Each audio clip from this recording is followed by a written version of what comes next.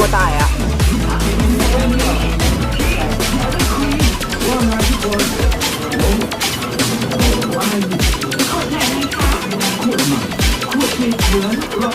โอกาเข้ามานะเข้ามาเข้ากับหัวตายอย่างเครียดสมาธิคือพักอ้าวเสร็จยังน้องเสร็จยังน้องเสร็จยังน้องเสร็จยังน้อง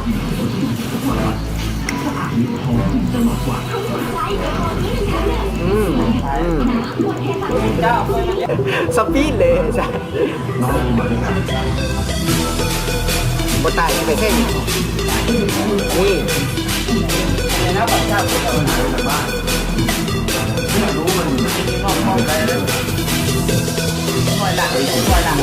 มึงจะตายทีเลยนะนี่ตายสมัคคีคือพังเฮ้ยมังป้อมสูมังป้อม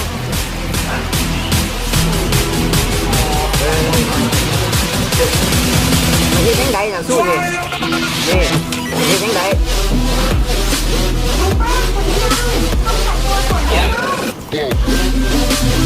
ตาย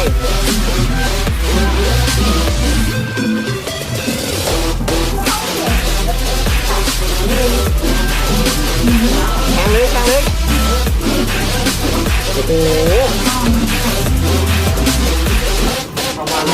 มาเป็น10ไปตายเป็น10นะ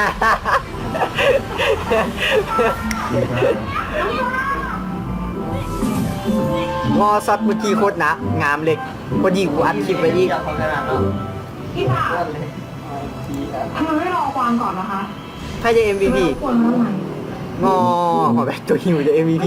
อ๋อค่าเกาพนมเนาะอยากทำงานกับคุณที่อยู่มอซอยสาวซ่องจริงๆค่ะ